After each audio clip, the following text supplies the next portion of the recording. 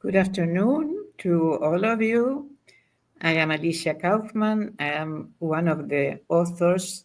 I am part of the book you will hear about, and I have the great honor to present this book, which has been coordinated by Halina Brunning and Olya Khaleelee and edited by Karnac. This book is really a miracle and a legacy because you will have 18 authors telling their stories, opening their hearts, showing their vulnerability. And this is something very special, a book which is really unique at this moment, and especially at this moment. The main goal of this book was to find if there is any correlation in the career choices and the fact of being descendants of the of people of the Holocaust.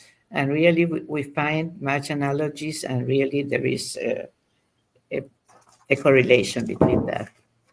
The book is full of pain, full of sorrow, but it is also full of hope and new beginnings.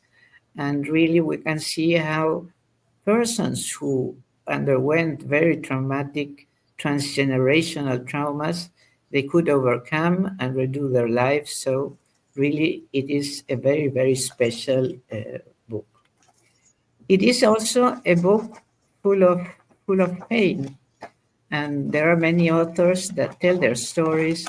One of them is telling that their children were fed with tears. But also, we have many mothers, and this is something I personally discovered by reading the colleagues, that were so taken by all what they went through that they really couldn't give the necessary containment to their children. We also have many stories of families who didn't say a word of what had happened to their children because the trauma was so big that they they made a choice not to transpass this anguish to their descendants. But there were also families who told everything, who were so anguished that they just couldn't stop talking, which was, for example, my case. The question is, what is better? Not to know or knowing too much? Not having any information or having an overload of information? So we have to understand also why some of these mothers just couldn't give the necessary containment to their children.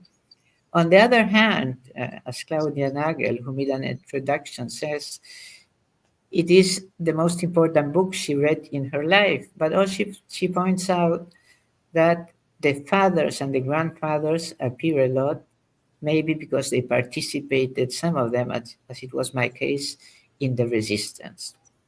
So these 18 authors, and the number 18 in Hebrew means life, and the registration of this video was made the 18th, and another presentation will also be the 18th. So even if it is full of sorrow, it is full of life. So now I want to pass on the word to the person who really gave birth, Olya Khaleelee and Halina Brunning, who gave birth to this book, and say how they made it happen. So Olya, please, it's your turn. Thank you so much. Thank you, Alicia. And thank you for inviting me to participate in this. And on this occasion, I'm speaking on behalf of Halina Brunning and myself. Halina, unfortunately, cannot be present. We are friends, and we have co-edited this book after having produced 2 psychoanalytic books during COVID times. And the book arose from a conversation we were having in which I said to Halina, isn't it strange how many of our colleagues in our field of organizational consultancies, psychology, psychoanalysis, coaching, and so on, how many are Jewish? I said, we should write something about this. And her reaction initially was one of fear and doubt, probably to do with some underlying anxiety about exposure. But she soon changed her mind because she could see there was a title waiting to be used which sounded so relevant to this idea. And that title was Sitting on a Suitcase. And she knew that if we used this title, we could make it possible to address the theme individually and collectively, and that's how the book started.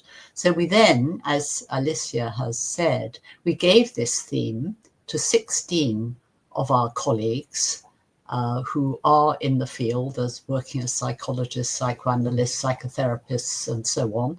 And we invited them to write a personal story about their own life and professional work and how they felt that their professional choices had been influenced by their connection with Judaism. That's how we framed it. And to do this, we offered them a small suitcase of their own, comprising a maximum of 3,800 words in order to explore this theme.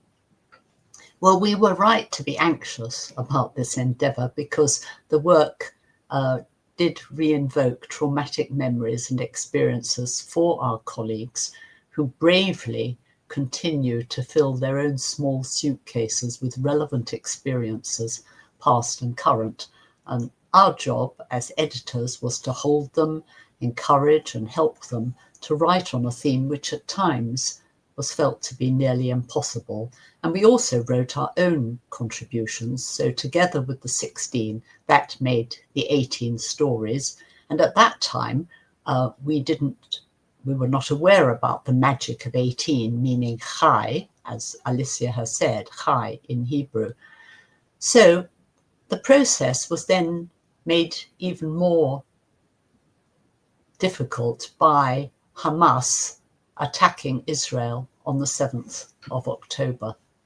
And that trauma entered the book because some of the contributors, particularly our Israeli colleagues, had not yet, either they had not yet completed their chapters or they wanted to add a postscript to their chapters. So the distant past was then brought into the here and now because that experience of the attack was like a repetition of the Holocaust in a mini kind of way. And the book then was filled with all the fear and anxiety that that attack produced in its immediate aftermath. So we helped the writers and the book itself by inviting two known persons of faith to write a preface and epilogue, and they were the ex-Archbishop of Canterbury, Rowan Williams, and a rabbi called Jonathan Wittenberg, himself the son of a famous Holocaust survivor, Iska Wittenberg, who became a well-known child psychotherapist at the Tavistock. So they wrote very sensitively in view of the context, and really wrote a beautiful preface and epilogue. And these contributions helped to enhance the containment for the 18 stories and their authors.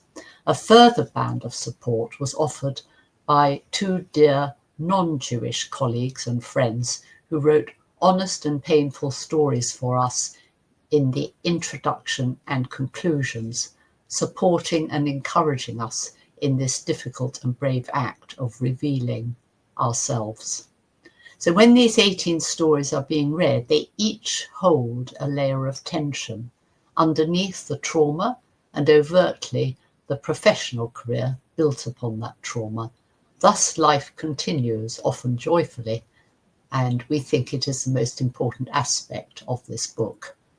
The grand reveal of power and resilience, as well as of life continuing after being nearly destroyed, yet other lives can be rebuilt in therapy and consulting rooms by the power of overcoming.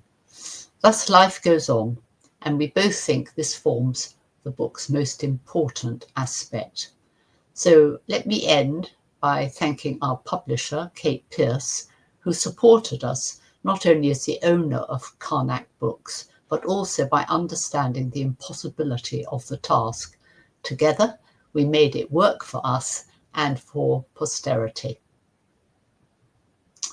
I shall now give way to my colleagues, the authors of this book, who will highlight the personal and the collective aspects of their contributions. Thank you so much on behalf of Halina, Brunning, and myself.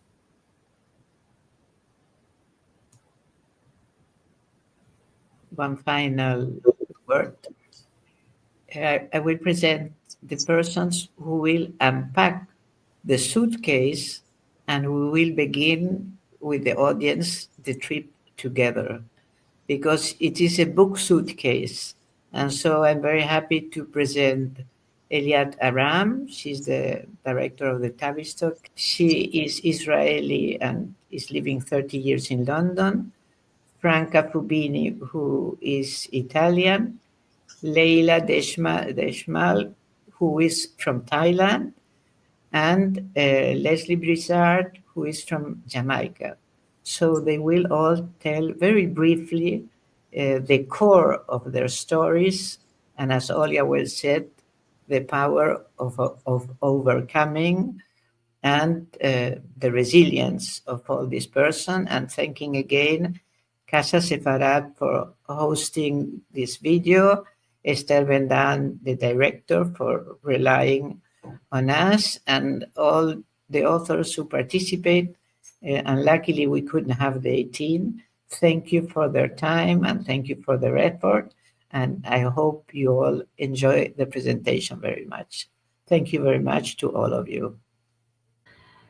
Thank you very much, Halina and Alicia. It's always wonderful to hear from you about our book, which I suppose in response to the question of the experience around the book, I prefer to say something about the experience since the book was published and came out, which is probably in great contrast to what I expected, or we all expected, which is a lot of reluctance, ambivalence, resistance perhaps to the book. And what it seems so far is that people can't have enough of it. People can't have enough of us. We have had, I think, so far 2 or 3 different types of book launches, celebratory events, and at least 1 newspaper article, as far as I recall. So that, I suppose, does speak to the general experience of being a Jew in the diaspora, and being an Israeli in the diaspora, which is the aspects of my identity that I explored in my chapter.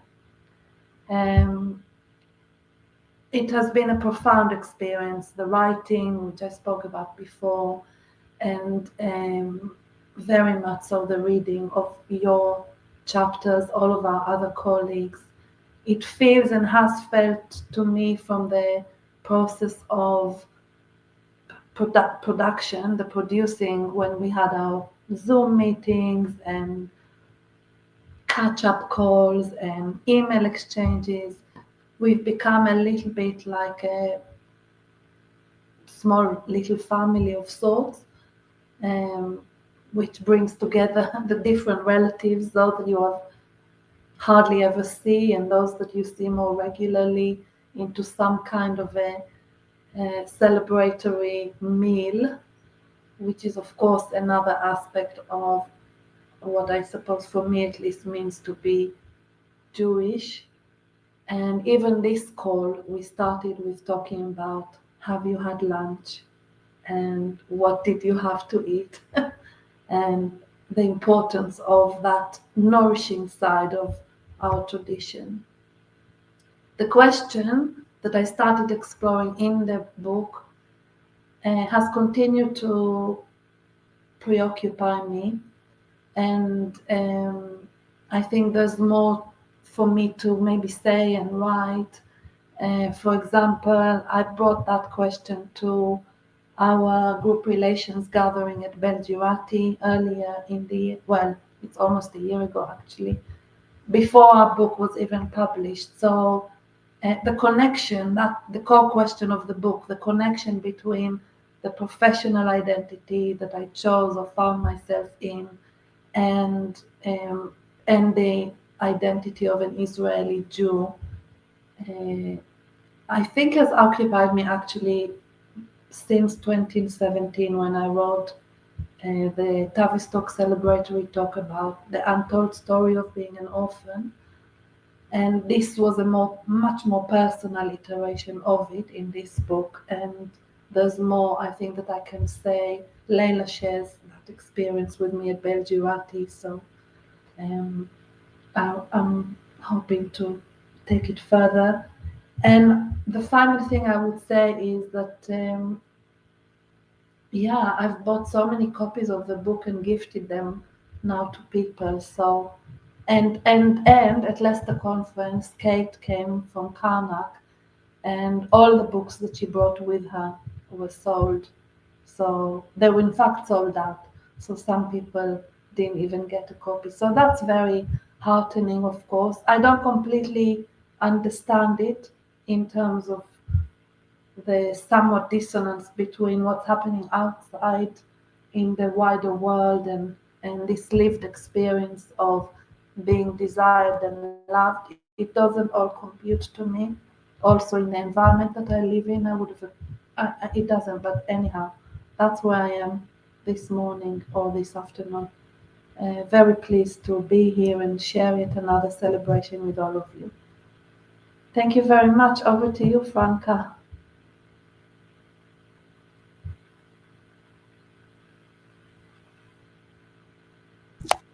Okay, thank you, Eliat, and thank you very much, Halina and Olya, who had the idea of this book and of and the opportunity for me to be part of it. Thank you, Eliat, for passing the word to me, and thank you to Alicia, who had this idea of another event where we can meet and share our experience. And thank you to Halina and Olya, who had the idea, and they gave the opportunity for me to reflect on my history and what the part of being Jewish, what has it played in this. And so I just remember how I found it very difficult to write, a bit like what Eliat said. It was excruciating at first because it seemed to be very difficult to go into my history and the history of being Jew. But it was through the process of writing that I understood that entering, what it was so difficult for me was entering the silence of my family, who was talking about many things, but certainly not much about their experience of being Jews and Jews during the war and Jews in the diaspora. Although we are all brought up as good Jewish people, but there was not the openness to talk about what went on during the war and the fascism. And that was very difficult to enter. I found it quite a challenge. But about writing, as I went through, I actually appreciated a lot to have had the opportunity to, how can I say, reveal what was part of my history. And about reading, I was terribly pleased to read the stories of all my colleagues. And when Eliat said something, I wonder why people are buying this book and why it's sold out. I can share my experience of pleasure to read such personal. We all know each other, but to be able to share such personal story a narrative about our lives. And for me, it was a real, I don't know what else to say. It was important and a pleasure to do it, even if it was quite excruciating also to read. The pleasure and the difficult experience that perhaps we have shared. And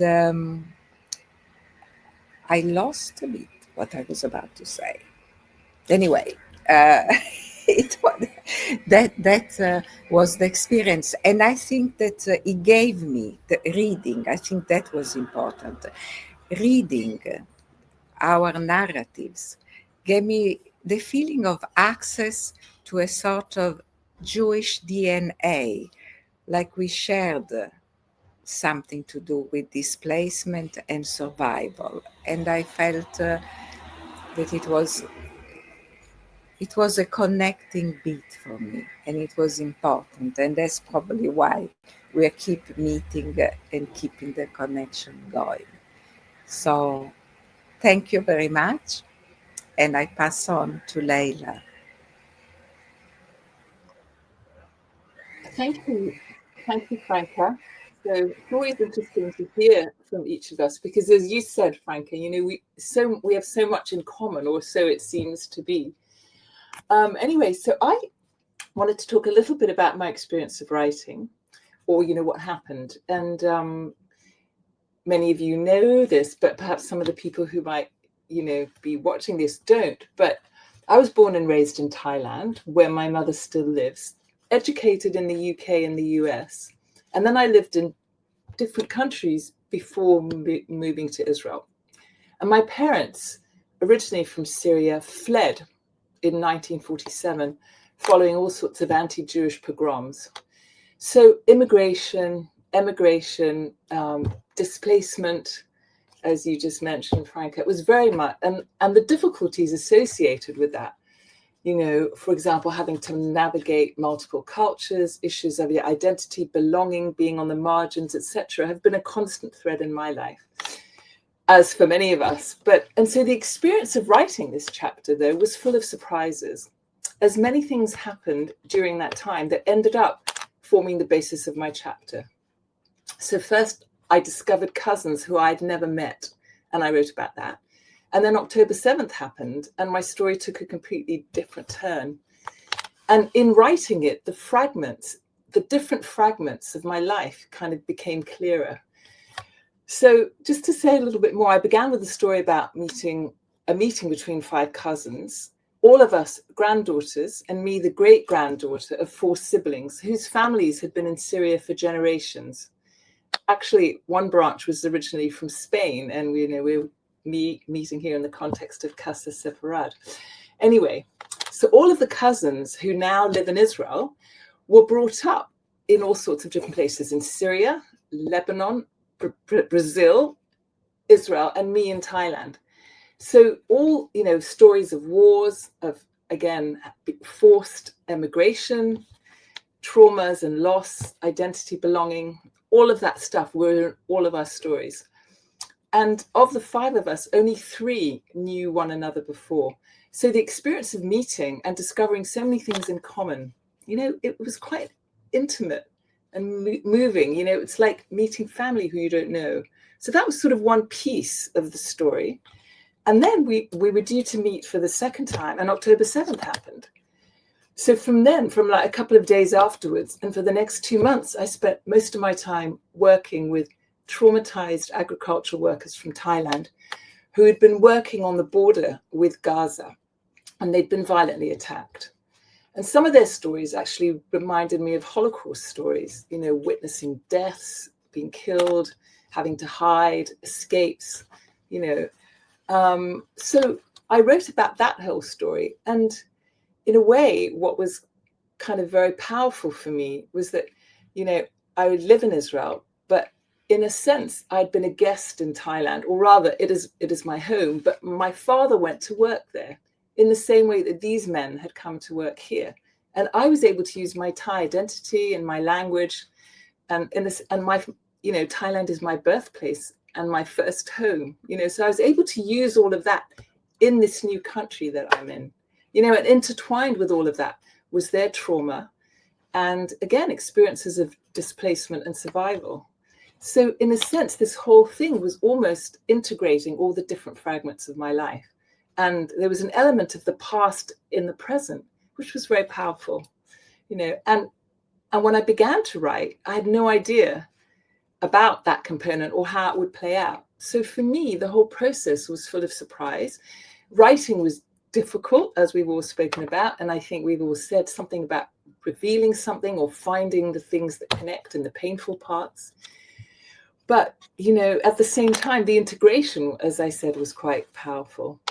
And the other thing I wanted to talk about is my experience of reading others' pieces, because I was struck that so many of us spoke about similar things, about complex identities, about being on the margins, about not having a voice, about silences. And in a sense, I could find a piece of myself in every story.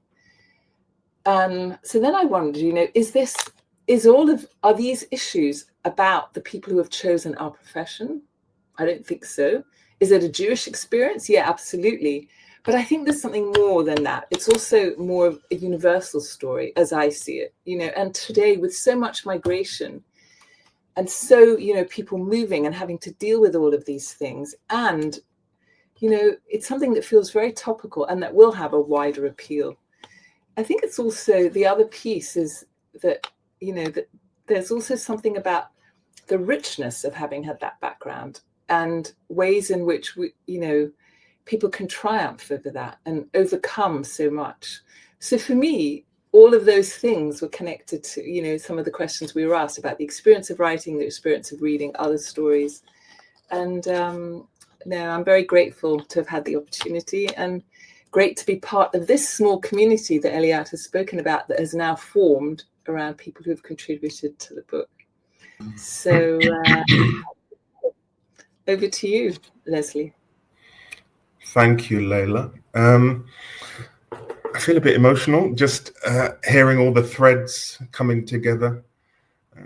This has been a revelatory experience, both contributing and reading and thinking together as part of a community. Gordon Lawrence, who was one of the Tavistock pioneers in the latter days, talked about revelation. And I think this book is of its time, which speaks to partly Eliat's question about why now, why is it so resonant with people.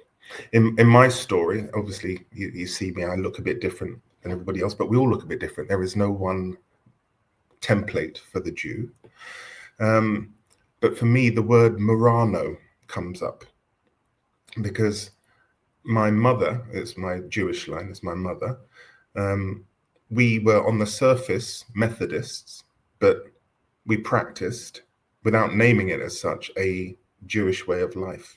And in East London, which is where we often would go and get our challah bread and latkes, which was one of my great joys, along with bagels, we'd go to Bevis Marks, which is a London Sephardic synagogue. So the idea that you could be two things at the same time, contrary to what scientists tell us, is possible, because I was living a double, if not triple life as both Christian, Jew, and explorer into all things spiritual. So as Leila was saying, the fact that we're here with Sepharda Israel is really important and symbolic, because Muranos, for those of you who might know, another word that they used to describe it was crypto-Jews. And as we're looking at our social order, all the systems are changing. You know, our authority structures are changing, the political, religious, spiritual, it's all up for grabs. And crypto is a word that's re-emerged in our new time, but it relates to money. So we talk about cryptocurrencies and crypto exchanges and all of the AI activities that are happening, that are shaping how we think and feel as humans together. it's a very Jewish story. So I invite people, as they engage with the book, to think about, what does crypto mean for you in the world that you're living in, and how might there be tendrils of a very ancient system that is now coming up for us to reevaluate where we are. Because you must remember that it was 1492 when Christopher Columbus was attributed with discovering the Americas. And it was also 1492, not long after the Alhambra Decree, that launched the Spanish Inquisition, that rooted out people to test them. Are they proper Jews or are they proper Christians? And this surveillance technology that was in the world at that time is making a comeback. And I think we're in another round of revelation to explore, how are we all rooted back to 1492 in a way. So this book is absolutely of its time. It's of the past, it's also of the present, and even more so for the future. And I just want to say a big thank you to Olya, Halina, and all my co-crafters of this work, because I think we've touched on something that really takes time to breathe and let it into the system. Because one of the lines I use in my chapter is that we all, in one way, do this work to tolerate hatred and love in equal measure. And that I think is part of the story of being selected by a career to work in the gaps of things.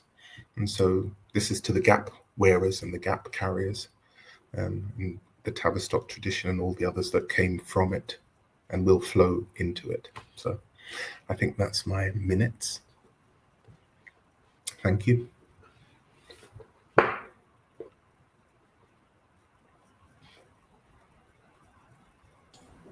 So thank you very much, all of you, and good afternoon. On behalf of Centro Sefarad Israel, I would like to thank you, all of you, for joining us in this special encounter on the book Sitting in a Suitcase. At our institution, we believe in the power of dialogue, memory, and culture to build bridges between Spain and the Jewish world. Today's conversation, full of reflections on identity, displacement, resilience, and creativity, has been a wonderful example of that mission. We are deeply grateful to the authors and contributors for sharing their voices and experiences with us, and to all of you for being part of this exchange. With this, we bring our session to a close. Thank you and goodbye.